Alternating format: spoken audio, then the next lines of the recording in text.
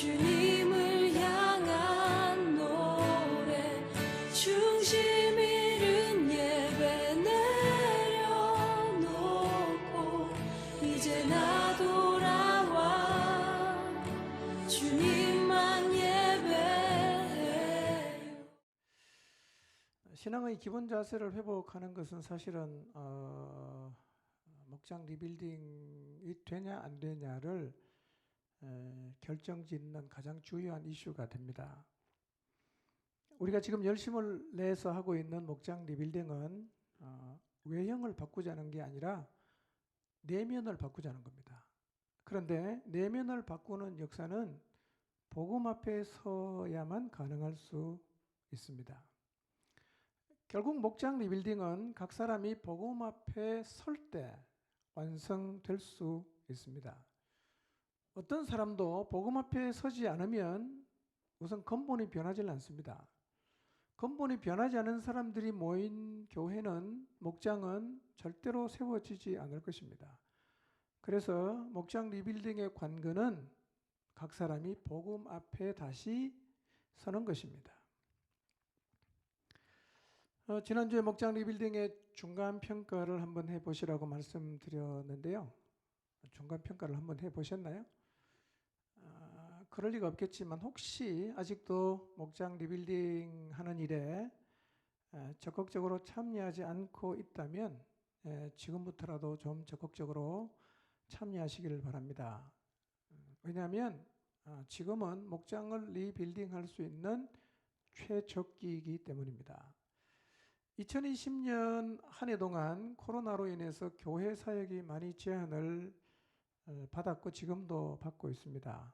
예배도, 수련회도, 성경 공부도, 특별한 집회도 우리가 많이 제약을 받고 있어서 이때는 잘못하면 교회가 영적으로 가라앉을 수 있는 때입니다. 근데 생각을 바꾸면 이 시기는 오히려 교회의 기초를 새롭게 할 수 있는 좋은 기회가 될 수 있습니다. 전체를 만날 수 없지만 각 사람을 만나는 일은 가능하기 때문에 각 사람을 만나서 돕고 세우는 일에 우리의 모든 에너지를 쏟을 수가 있습니다. 경상도 말로 사부작 다니면서 영혼을 양육하고 각 사람이 하나님과의 관계 안에 살도록 이끌어주고 또 공동체성을 회복하는 일을 열심히 해야 합니다. 이렇게 한다면 영적으로 침체할 수 있는 지금의 시기가 오히려 기초를 든든히 하고 또 목장의 기초를 새롭게 만들 수 있는 기회가 될 것입니다. 지난 8월부터 시작한 목장 리빌딩을 통해서 이제 각 목장이 세워지는 경험들을 우리가 하고 있는데요. 누구라도 적극적으로 참여하면 반드시 결과를 보게 될 것입니다. 제가 감히 말씀드릴 수 있는 것은 하나님께서 이 일을 참 기뻐하십니다. 그래서 우리에게 은혜를 주시고 계시고 목장 리빌딩을 그분이 앞서서 이끌어 가시고 계십니다. 지금 여러분의 목장에서 이런 일들이 일어나고 있다면 가시적인 결과가 나타나고 있다고 볼 수가 있을 것입니다. 4가지 말씀드리겠습니다. 이런 일이 벌어지고 있다면 여러분의 목장이 지금 리빌딩의 가시적인 성과가 나타나고 있다고 이렇게 보셔도 돼요. 첫째는 내면의 자세가 완전히 바뀌는 일들이 일어납니다. 리빌딩이 되면요. 내가 지금까지 살아왔던 방식에서 조금 더 노력을 하는 정도가 아닙니다. 그런 변화가 아니라 신앙생활을 하는 기본 자세가 바뀌는 현상이 나타나요. 예를 들어서 교회에 나와서 늘 말씀을 들어도 귓전으로 넘깁니다. 그럼 별로 말씀에 반응이 없어요. 그런데 변했어요. 하나님 말씀을 들어요. 그리고 말씀 앞에 반응합니다. 그리고 말씀대로 살려고 해요. 이런 일이 일어나고 있다면 지금 리빌딩이 잘 되고 있다 이렇게 보셔도 되는 거예요. 두 번째는 기본 자세가 바뀌면서 목장이 연합이 되는 공동체성의 회복이 따라옵니다. 은혜가 없는 사람은 늘 이기적이죠. 그리고 하나가 참 잘 안 돼요. 다 모래알처럼 각자 자기의 스타일을 따라서 행하면 모여도 사실은 하나가 안 돼요. 그런데 이 목장 리빌딩을 통해서 이 모래알이 점점 진흙으로 변해가는 거예요. 하나가 되기를 시작해요. 생전 그런 일이 없었는데 상대를 이해하기를 시작합니다. 양보하기를 시작해요. 자아가 죽는 일들이 경험됩니다. 상대를 용납하고 내가 참 이기적이었다. 이것을 인정하고 다른 사람에게 맞추려는 그런 자세들이 나타나요. 이런 현상이 나타나면 지금 리빌딩이 제대로 되고 있는 거예요. 세 번째 현상은 각 사람에게서 삶의 목표가 조정되는 일들이 일어나요. 기본 자세가 회복되면서 삶의 목표가 바뀌는 일이 일어나요. 신앙생활을 하지만 어느 순간부터 잡으려 했던 세상을 다시 내려놓고 하나님의 나라를 삶의 목표로 삼는 사람들이 생겨나요.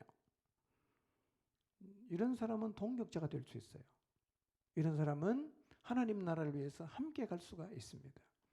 이런 사람이 하나씩 하나씩 생겨나고 있다면 지금 목장 리빌딩이 잘 진행이 되고 있다고 볼 수 있어요. 마지막 네 번째, 이런 일이 일어나면서 목장이 영적으로 살아납니다.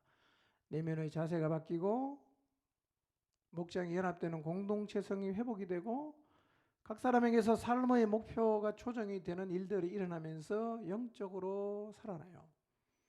서로 사랑하고 섬기고 헌신하는 일들이 일어나서 어느 순간부터 하나님 말씀에 순종하는 것이 당연해졌습니다.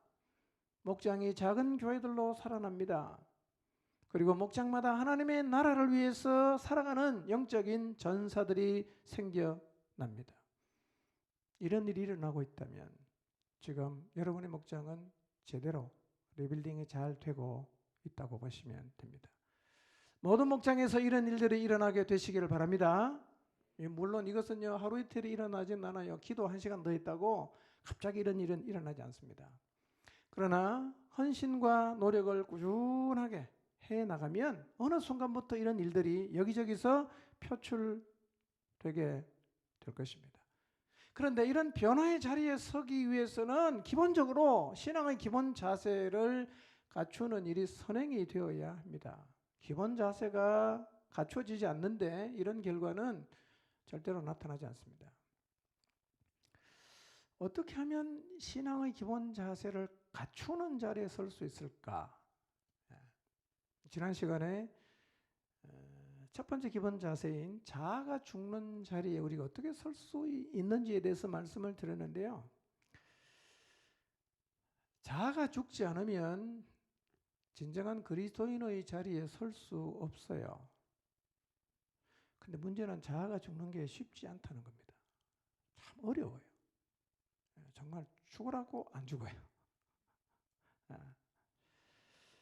너무 안 죽다 보니까 우리가요 자아를 죽이는 것, 또 죄에서 죽는 일, 세상에서 죽는 일, 옛사람이 죽는 일을 쉽지 않은 정도가 아니라 그건 불가능한 일이다.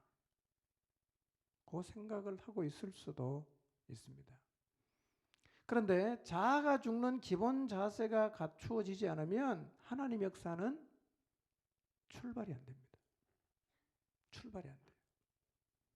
이거는 반드시 넘어가야 되는 거예요.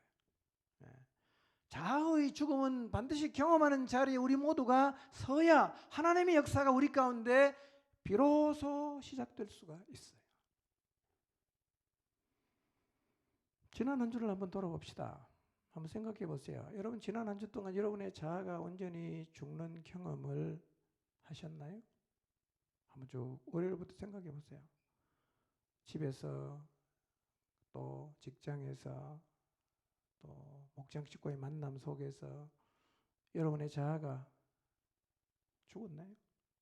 아니면 똑같이 펄펄 살아 있었나요?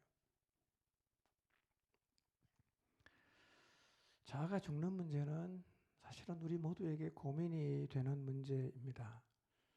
근데 근데 진짜 문제는 이 문제에 대한 답을 찾기가 너무 어렵다는 거예요. 그럼 성경에서 말씀하고 있는 자아가 죽는 부분이 어느 순간부터 우리에게 이론으로 다가오는 거예요. 이론. 무슨 말이냐면 성경은 죽었다고 말하는데 나는 여전히 잘 안 죽어요. 성경에는 죽었다고 선언했는데 나는 안 죽었어요. 그러다 보니까 이 자아가 죽는 게 과연 풀리는 숙제인가? 아니면 풀리지 않는 숙제인가? 라는 근본적인 문제 때문에 우리가 고뇌해야 합니다. 오늘 우리가 로마서 6장 말씀을 통해서 다시 자아가 어떻게 죽을 수 있는지에 대한 답을 좀 찾아보도록 하겠습니다. 6장 2절을 먼저 읽어보겠습니다. 시작.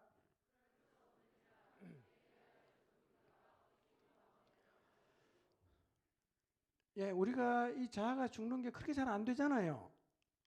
너무 안 되다 보니까 불가능하다고 우리가 생각을 하고 있는 이 죄에 대한 죽음에 대해서 성경은 이미 죽은 우리가 과거형으로 말하고 있어요. 이미 죽었다는 거예요.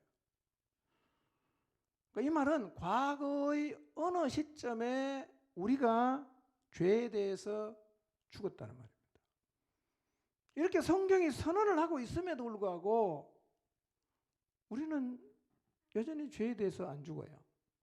세상에 대해서도 안 죽고 자아에 대해서도 잘 안 죽어요. 지금 내가 안 죽는데 성경에서 죽었다는 선언이 무슨 의미가 있겠어요? 성경은 죽었다. 나는 여전히 안 죽어요. 그러니까 성경의 선언이 자꾸 우리에게도 이론으로 다가오는 거예요. 성경이 이론이야. 경험하고 살아낼 수 있는 말씀으로 다가와야 되는데 어느 순간부터 자아가 죽는다는 말이 그냥 이론과 교리로만 자꾸 다가오게 되었다는 말이에요. 자, 그러면 성경은 죽었다고 말하는데 우리는 왜 자꾸 살아날까요?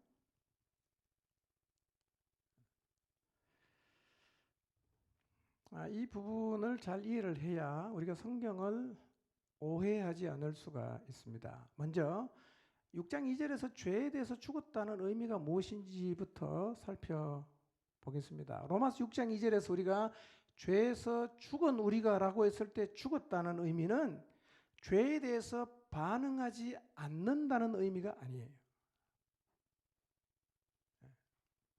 사람이 죽으면 오감이 기능을 발휘하지 않아요.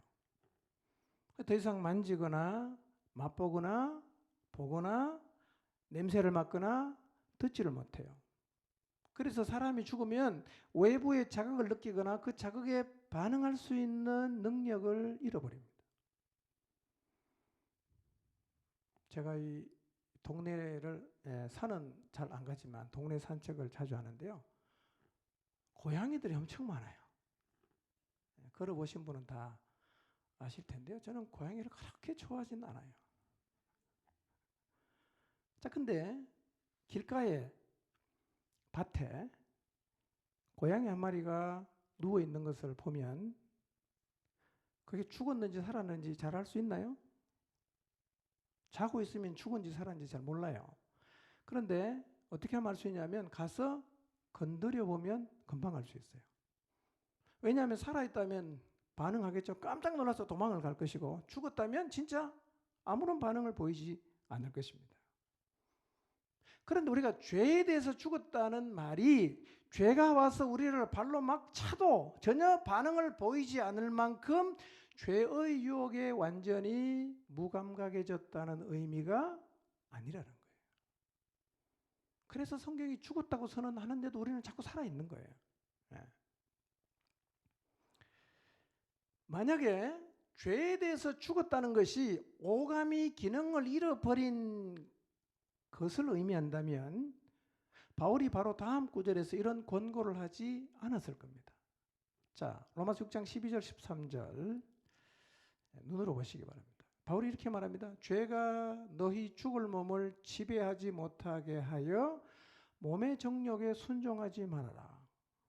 그 다음에 너희 지체를 불의의 병기로 죄에게 내주지 말아라. 너희 지체를 의의 무기로 하나님께 드려라.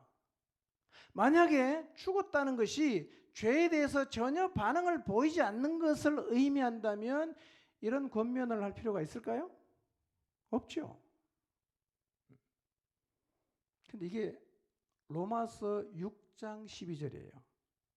그런데 죄에 대해서 죽었다고 말하는 것은 로마서 6장 2절이에요. 같은 단락 안에 있는 이야기입니다.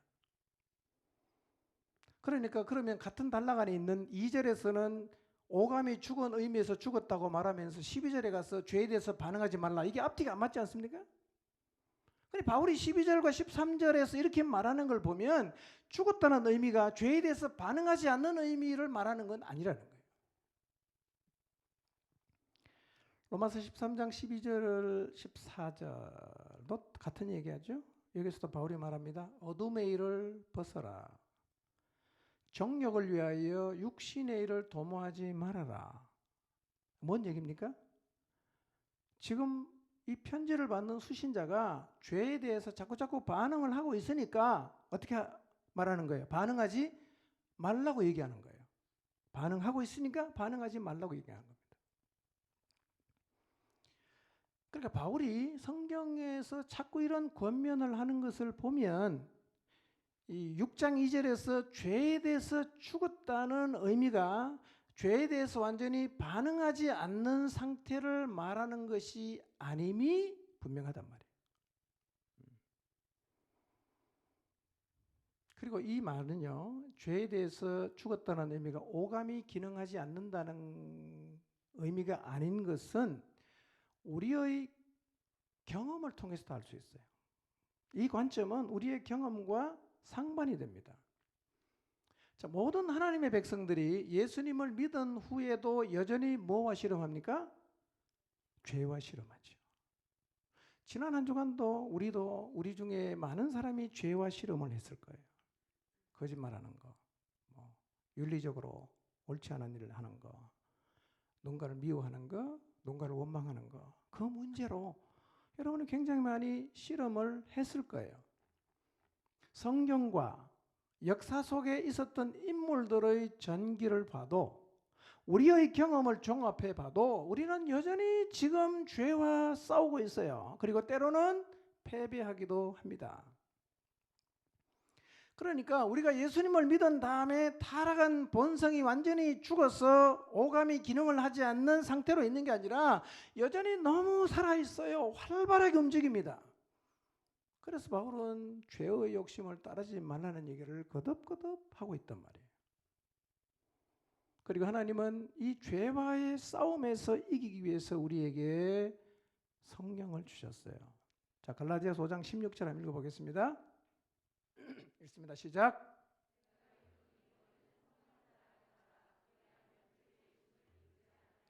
네. 육체의 욕심을 이루지 않는 방법을 뭐라고 얘기합니까? 성령을 따라 행하면 육체의 욕심을 이루지 않는다. 이렇게 말씀하세요. 여러분 갈라디아서 5장 16절, 17절부터요. 22절까지를 쭉 읽어보면 무슨 얘기를 하느냐면 우리 안에 육체의 소욕이 살아서 지배할 때 맺히는 열매를 쭉 얘기해요. 그 다음에 성령을 따라 행했을 때 맺히는 열매도 설명합니다. 그러니까 로마서 6장 2절에서 죄에 대하여 죽은 우리가 과거형으로 우리가 죽었다라는 이 표현이 죄에 대해서 전혀 반응하지 않는 의미의 죽음이 아니라는 거예요. 그러면 우리가 죄에 대해 죽었다는 게 무슨 의미입니까? 여기서 말하는 죄에 대해서 죽었다는 것은 죄의 영향력에서 완전히 죽었다는 의미가 아니라 죄로 인해서 받게 되는 형벌의 문제가 죽음을 통해서 해결이 되었다는 말입니다. 그 죄에 대해서 죽은 결과가 뭐냐면 우리가 영원한 형벌에 들어가지 않게 된 것이라고 얘기를 해요. 자, 이해가 잘 안 되겠죠? 자, 설명하겠습니다. 여러분 성경 창세기 2장부터요. 아담과 하와에게 말씀하십니다. 동산 중앙에 있는 선악을 알게 하는 나무의 실과를 먹는 날에는, 다르게 표현하면 죄를 짓는 날에는 정령 어떻게 된다고요? 죽으리라 그랬어요. 계시록 21장에 보면 회개하지 않는 사람은 둘째 사망에 이른다고 말해요. 로마서 1장에도 사람들이 짓고 있는 죄를 28절부터 쭉 나열하고 맨 끝에 이런 죄를 지은 사람은 사형을 받는다 얘기합니다. 로마서 5장 12절에 보면 죄로 말미암아 사망이 세상에 들어왔다고 말해요. 로마서 6장 23절에는 죄의 결과는 사망이다 이렇게 말합니다. 그러니까 죄를 지은 것으로 끝나는 게 아니라 그 죄에는 뭐가 따라온다는 겁니까? 형벌이 따라온다는 거예요. 형벌. 이게 문제예요. 인간이 해결하지 못하는 문제가 뭐냐면 죄의 형벌의 문제를 해결할 수가 없다는 거예요. 그래서 오늘 우리에게 가장 필요한 해결책이 뭐냐? 이 죄의 형벌을 면하는 거예요. 요한복음 3장 16절도 그 얘기하죠. 하나님이 세상을 이처럼 사랑하사 독생자를 주셨어요. 왜? 이는 저를 믿는 자마다 멸망하지 않고 형벌을 해결하는 거예요. 영생을 얻게 하려 하심이다 라고 얘기를 하고 있어요. 우리가 가장 먼저 해결해야 되는 게 형벌의 문제입니다. 교리 얘기하는 게 아닙니다. 실제예요.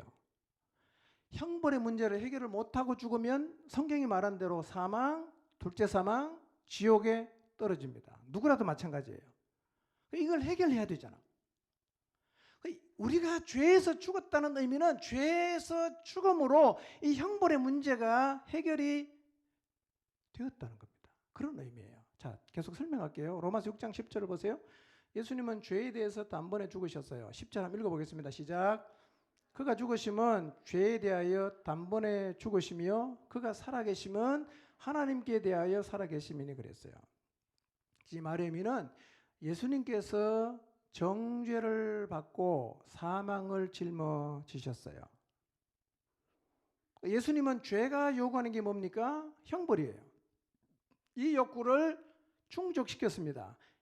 이 값을 십자가에서 죽으심으로 단번에 지불했어요.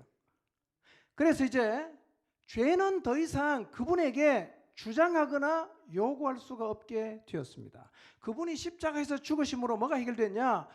형벌의 문제가 해결이 되었어요. 자, 그러면 실제로 형벌을 받아야 될 사람은 누굽니까? 우리잖아. 예수님이 십자가에 죽어서 형벌의 문제를 해결했지만 실제로 형벌을 받아야 될 대상은 우리란 말이에요. 그럼 우리는 이 죄를 어떻게 해결합니까? 이 형벌의 문제를 어떻게 해결할 수 있어요? 그것은 바로 예수 그리스도의 죽음에 연합하는 거예요. 예수 그리스도의 죽음에 연합합니다. 그러니까 우리가 죄를 지었습니다. 우리는 형벌을 받아야 됩니다. 그런데 예수님께서 우리의 형벌을 해결하기 위해서 십자가에서 죽으셨는데 우리가 그 주님의 십자가에 연합함으로 우리의 형벌의 문제도 해결이 되었어요. 우리는요, 우리 자신의 죄를 위해서 죽을 수가 없습니다. 그런데 예수님과 연합했을 때 우리가 거기에서 죽었어요. 그래서 로마서 6장 6절에 보면 우리가 십자가에서 못 박혔다고 말합니다. 여러분 십자가에 못 박혔습니까? 박힌 적 있어요? 없죠? 어떻게 박혔어요? 예수 그리스도와 연합함으로 십자가에서 못 박혔어요. 그러니까 우리가 죄를 지었고 형벌을 받아야 되는데 우리도 십자가에 못이 박혔어요. 뭐가 해결됐어요? 형벌의 문제가 해결이 됐단 말이에요. 형벌의 문제가. 자, 고린도후서 5장 14절 읽어봅시다. 시작. 그리스도의 사랑이 우리를 강권하시는도다. 우리가 생각하건대 한 사람이 모든 사람을 대신하여 죽었은즉 모든 사람이 죽은 것이라. 한 사람이 모든 사람을 대신하여 죽었은즉 모든 사람이 죽은 것이다. 이 말은 예수님이 십자가에서 죽으셨는데 이 십자가에 연합한 사람도 같이 죽었다는 말이에요. 죄 지은 우리가 십자가에서 죽었어요. 뭐가 해결됐어요? 우리가 받을 형벌의 문제가 해결이 되었다는 겁니다. 그래서 예수님을 믿은 사람은 예수님과 함께 십자가에서 못 박혀 죽음으로 형벌의 문제가 해결이 되었기 때문에 이제 우리가 멸망 갑니까? 안 가요. 예수님 믿은 사람은 형벌의 문제가 해결됐기 때문에 죽으면 영생으로 가지 절대로 영벌로는 가지 않습니다. 지옥에는 가질 않아요. 이것이 십자가에서 이루어진 일이에요. 아멘입니까? 자, 6절과 7절도 이 사실을 반복해서 얘기합니다. 6절, 7절. 눈으로 보시고 읽지는 않겠습니다. 자, 하나님의 최종 목적이 뭐냐? 이 죄의 폭정에서 우리를 자유롭게 하는 거예요. 그래서 6절에 이렇게 말하죠. 죄의 몸이 죽어 다시는 우리가 죄에게 종노릇하지 아니하려 함이니 그랬어요. 죄에게 종노릇하지 않는 자리에 서는 것이 최종 목적이에요. 어떻게 자리에 이룰 수 있죠? 십자가에 못 박히면. 6절에 그랬죠. 우리의 옛사람이 예수와 함께 십자가에 못 박힌 것은 죄의 몸이 죽어서 다시는 우리가 죄에게 종노릇하지 아니하려 함이다. 그래요. 어떻게 죽을 수 있다고요? 연합함으로. 연합함으로. 그런데 여기에서 우리의 옛사람이 예수님과 함께 십자가에 못 박혔다는 의미도 결국은 무슨 얘기냐면 형벌의 문제를 해결했다는 의미예요. 자, 6절, 7절 좀 띄워놓으시고요. 7절을 보세요. 이는 죽은 자가 죄에서 벗어나 뭘 얻었다고 말합니까? 죽은 자가 의롭다함을 얻었다 이렇게 표현하는 거예요. 죽은 자가 의롭다함을 얻었다. 왜 죽었는데 의롭다함을 얻습니까? 죽음을 통해서 형벌의 문제가 해결이 되었기 때문에 이제는 우리가 의롭다 하심을 얻게 된 거예요. 우리가 죄에서 벗어나서 의롭다함을 얻을 수 있는 유일한 길이 뭐냐면 그 죄를 지은 사람이나 아니면 하나님이 정하신 대리인이 나타나서 그 죄의 삭을 지불하는 방법이 있어요. 그 죄 삭을 지불하지 않으면 우리가 의롭다함을 얻을 수가 없어요. 그 죄 삭을 지불한다는 말은 뭐냐면 지은 죄값을 치른다는 얘기예요. 자, 어떤 사람이 죄를 지었고 유죄 판결을 받았어요. 징역 5년. 자, 이 징역 5년형을 선고받은 이 사람이 어떻게 하면 다시 의롭다는 인정을 받을 수 있을까요? 죄 없다는 인정을 받을 수 있을까요? 그건요, 형기를 마치는 거예요. 징역 5년을 살고 나면 이제는 그 죄에서 벗어나서 감옥에서 떠날 수 있어요. 내가 징역 5년 선고받았는데 5년을 감옥 살해했어요. 이제 나갑니다. 교도관이 붙잡습니까? 경찰을 두려워할 필요가 있나요? 판사가 무섭나요? 안 무섭죠. 왜 그렇습니까? 법이 요구하는 것을 이행했기 때문입니다. 그래서 형기를 마친 사람은 죄에서 벗어나서 어떻게 되는 거예요? 의롭게 되는 거예요. 그 7절이 그 말이에요. 예. 이제 우리는 무슨 문제가 해결됐습니까? 십자가에 못 박혀 죽음으로 형벌의 문제가 해결이 되었어요. 자, 그러면 이제 우리에게 놓여진 문제가 뭡니까? 오늘 어떻게 자아를 죽일 수 있는가? 오늘 어떻게 죄를 이길 수 있는가 하는 것이 숙제예요. 우리는 여전히 이 부분에서 자주 패배하고 있습니다. 어떻게 하면 자아를 죽일 수 있을까요? 어떻게 하면 죄를 이길 수 있을까요? 죄를 이기려면 어떻게 하면 될까요? 우리가 십자가에 못 박혀 죽었어요. 그렇지만 육체를 가지고 사는 동안에는 여전히 죄와 싸워야 합니다. 형벌의 문제는 분명히 해결되었습니다. 과거에. 그러나 죄의 권세에 맞서 싸우는 일은 여전히 우리 앞에 놓여진 과제입니다. 성경은 다르게 표현합니다. 형벌의 문제를 해결하기 위해서는 과거형을 씁니다. 십자가에 못 박혔나니 박힌 것은 이렇게 표현해요.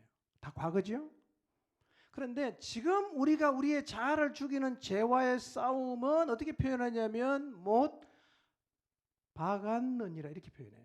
못 박았느니라. 박혔다는 것은 과거지만 못 박았느니라는 것은 현재형이에요. 지금도 계속 박아야 되는 거예요. 육체를 가지고 사는 동안에는 날마다 우리 자신을 십자가에 못 박으며 살아야 됩니다. 박으며 살아야 돼요. 그러나 이미 십자가에서 마귀의 머리는 박살이 났어요. 남아있는 게 뭐냐? 꼬리만 남았어. 우리가 정신을 차리고 우리의 위치를 제대로 확인하면 충분히 이길 수가 있어요. 예수님도 말씀하셨어요. 음부의 권세가 뭐를 못 이긴다고요? 교회를 못 이긴다 그랬어요. 그러니까 교회가 참 대단한 곳이고 성도는 대단한 사람들이에요. 음부의 권세를 이길 수 있는 존재들입니다. 근데 우리가 자꾸 패배하잖아요. 이길 수 있는데 패배하잖아요. 자, 그래서 어떻게 죄의 권세에 맞서서 자아를 죽이고 죄를 이기며 살아갈 수가 있을까요? 많이 우리가 실패했기 때문에요. 이 영역에서 뭐 그런다고 내가 자아가 죽거나 죄를 이겨내는 일이 가능할까라고 생각할지 모르지만요. 성경 말씀을 잘 마음에 새기시길 바랍니다. 어떻게 이길 수 있냐? 이길 수 있어요. 첫째, 자기 자신을 죄에 대해서 죽은 자로 여겨야 합니다. 6장 11절이죠. 여러분, 여기라는 말은 억지 주장을 하라는 말이 아니라 이미 이루어졌다는 거예요. 그러니까 죄에서 죽는 일은 이미 이루어졌고 하나님을 향해 살아나는 일도 이미 이루어졌어요. 그러니까 그거를 네가 알아라는 얘기입니다. 그러니까 우리는 우리 자신을 죄에 대해서는 죽은 자라는 주장을 해야 되고요. 하나님을 향해서는 살아있는 자라고 주장하면서 살아야 돼요. 여기서 여긴다는 말, 지난주에 말씀드렸죠. 여긴다는 말은 간주한다, 그 다음에 생각한다, 그렇게 안다, 이런 뜻이에요. 자, 제가 지금부터 드리는 말씀을 마음으로 한번 잘 받아서 생각해 보시길 바랍니다. 이제 우리는 자기 자신을 죄에 대해 죽은 자로 간주해야 합니다. 여러분이 죄에 대해서 죽은 자로 간주하십시오. 그리고 하나님께 대하여는 살아있는 자로 간주하십시오. 사실이니까. 이제 여러분은 여러분 자신을 죄에 대해서는 죽은 자로 생각하십시오. 그리고 하나님께 대하여는 살아있는 자로 생각하십시오. 이제 여러분은 죄에 대해서 나 자신이 죽었다는 사실을 아십시오. 그리고 하나님을 향해서는 지금 살아있다는 사실을 아십시오. 기도하면서 늘 이 사실을 되뇌이십시오. 죄에 대해서 죽었구나. 내가 하나님 향해서 살아있구나. 늘 자신에게 되뇌이셔야 합니다. 결혼한 여인이 아직 독신인 것처럼 살 수 있을까요? 결혼한 여인이? 그렇게 살 수 있어요. 그리고 불가능한 일이 아닙니다. 그러나 결혼했음에도 불구하고 독신처럼 산다면 불행한 일입니다. 그리고 안타까운 일이에요. 결혼했는데 독신자처럼 살아간다면 이 사람은 자기 자신이 누구인지 기억하기 위해서 자기가 결혼한 그리고 연합한 남편과의 결혼한 흔적들을 확인하는 게 필요해요. 결혼식 사진도 보고 결혼 반지도 만져보면서 아하, 내가 독신자가 아니고 결혼했구나 라는 사실을 확인할 필요가 있다는 거예요. 이렇게 자기가 독신자가 아니라 결혼한 자라는 사실을 확인하고 다시 결혼한 사람에 걸맞는 삶의 자리로 돌아가야 돼요. 같은 맥락이에요. 예수 그리스도에게 연합해서 죄에서 죽은 사람이 계속 죄 가운데 살 수가 있을까요? 그럴 수 있어요. 우리도 지금 그렇게 살고 있을 수 있어요. 죄에 대해서 죽었지만 하나님을 향해 산 자이지만 죄에 대해서 살아서 죄를 짓고 살아갈 수가 있어요. 근데 이것은 안타까운 일입니다. 우리가 만약에 여전히 죄에 대해서 살아있는 자로 살아간다면 우리의 원래 신분, 우리가 원래 서 있던 위치가 어딘지를 다시 확인하기 위해서 우리의 죄를 대신 지시고 십자가에서 죽으신 예수님을 다시 기억해야 됩니다. 그리고 그 예수님에게 연합해야 됩니다. 아, 내가 죄에 대해서 죽은 자구나 라는 사실을 확인해야 돼요. 내가 죄에 대해서 죽은 자구나. 그리고 거기에 걸맞는 사람으로 살기를 시작해야 됩니다.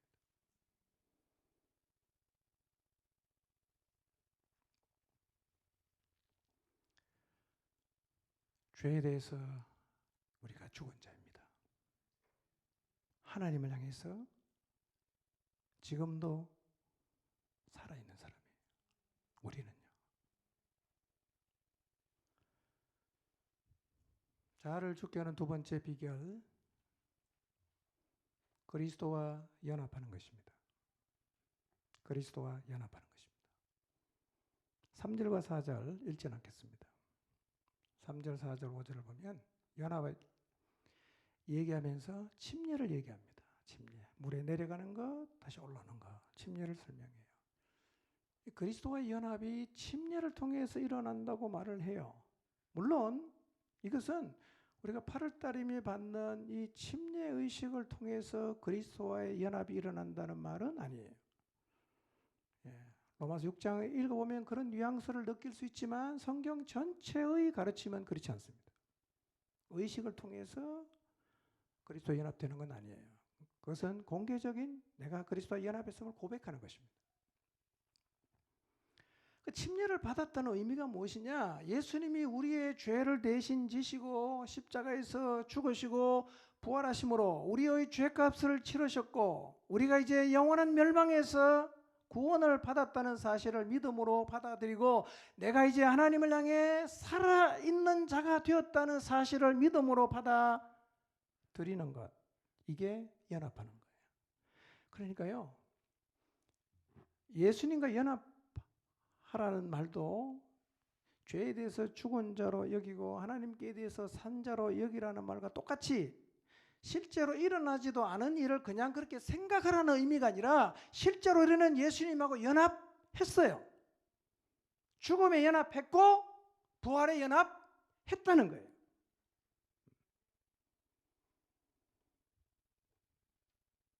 실제로 일어난 일이에요. 날마다 우리가 그 자리에 다시 서는 거죠. 예수 그리스도와 연합하는 자리에 서는 거예요. 예수님과 깊이 연합되십시오. 여러분 부부가 결혼해 살아도요 깊이 연합되는 부부가 있는가 하면 남처럼 사는 부부도 있지 않습니까?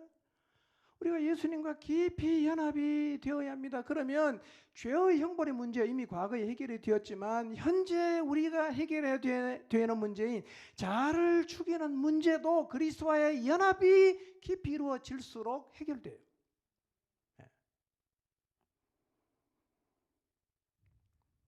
연합은 그래서 관계를 설명하는 단어입니다. 관계.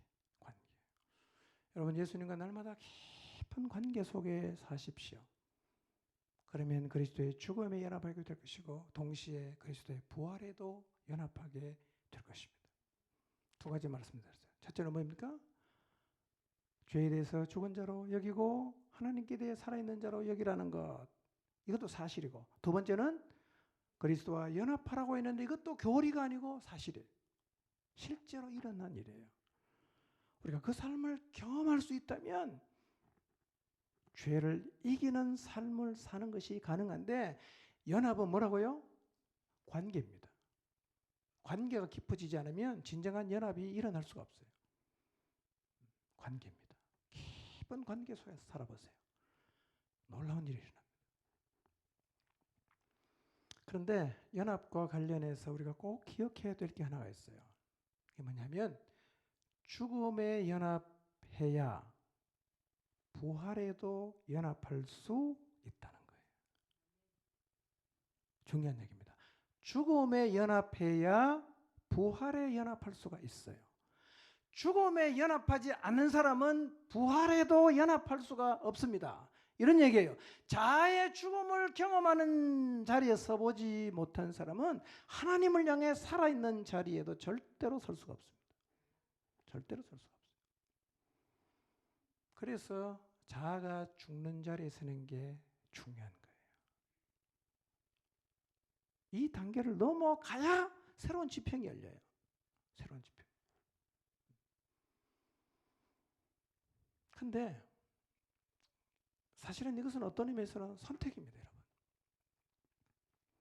여러분, 자아가 살아서 세상을 향해 살아가는 길을 선택하든지 자아를 죽여서 하나님을 향해 살아가는 길을 선택하든지 우리는 둘 중에 하나를 선택해야 합니다.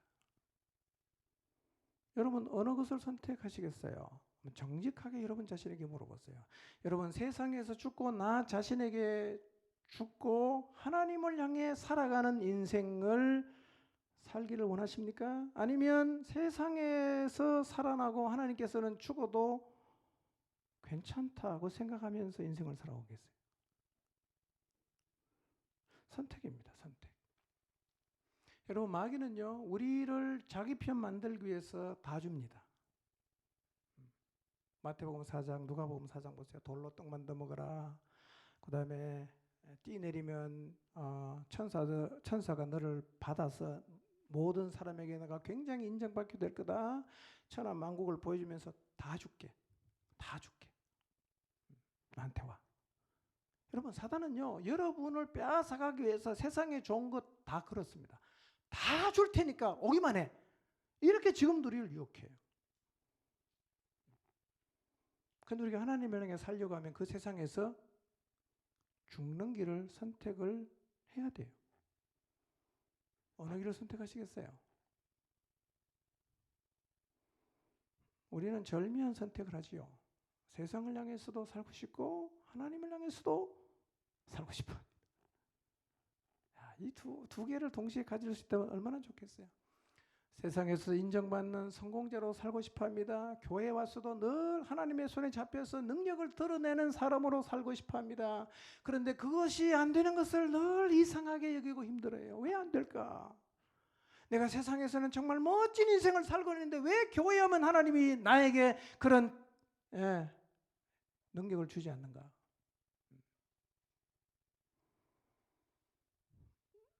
여러분, 이건요, 죽을 때까지 안 돼요. 원칙입니다.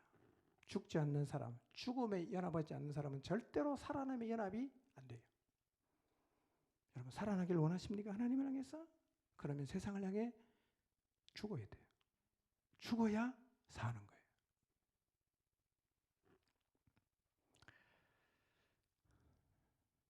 선택하십시오.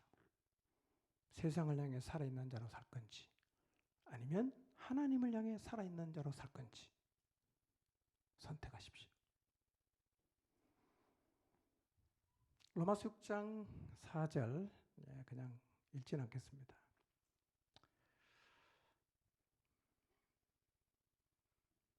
우리가 그의 죽으심과 합하여 침례를 받음으로 그와 함께 장사가 되었어요. 죽었단 말이죠. 왜요? 그렇게 한 이유는 우리로 또한 새 생명 가운데서 살게 하기 위함이다 그랬습니다. 죽음에 연합하러 가시는 이유가 이제는 새 생명을 가지고 살아가라고 그렇게 하셨다는 거예요. 반복해서 말합니다. 5절 볼까요? 그의 죽으심과 같은 죽음을 죽어서 그와 연합을 하면 어디에 연합된다? 살아나는 부활에도 연합하게 된다. 여러분, 죽음에 연합하면요 반드시 부활에 연합하게 돼요. 8절을 보세요. 읽어볼까요? 시작.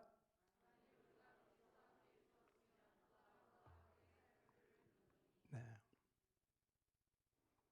그리스도와 함께 죽으면 그다음 어떻게 된다고요? 산다는 거예요. 살아요. 죽으면 반드시 살아납니다. 그래서 우리가 죽어야 되는 이유가 뭡니까? 살기 위해서입니다. 근데 어디로 향해서 살아납니까? 어디를 향해 살아납니까?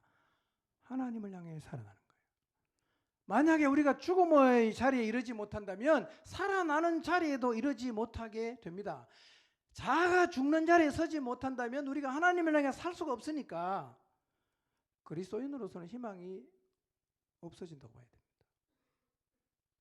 죽지 않는 사람은 그리스도인으로서는 희망이 없어집니다. 여러분, 그래서요, 반드시 자아가 죽는 자리에 서야 합니다. 여러분 모두 자아가 죽는 자리에 서시기를 바랍니다. 자, 11절을 한번 읽어볼까요? 자, 죽으면 어떤 일이 벌어지는가? 11절 다시 읽겠습니다. 시작. 이와 같이 너희도 너희 자신을 죄에 대하여는 죽은 자요 그리스도 예수 안에서 하나님께 대하여는 살아있는 자로 여길지어다.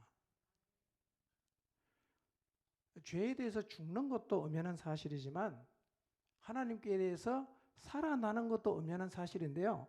자, 죄에 대해서 죽으면 하나님을 향해 살게 되죠. 이걸로 끝나지 않단 말이에요. 하나님을 향해 살아있는 사람은 하나님에게 반응합니다. 이게 하나님 역사예요. 여러분 스스로를 한번 돌아보세요. 하나님에게 반응하는 삶을 살고 계십니까? 자아가 죽는 신앙의 기본 자세를 갖추지 못하면 못 살아나.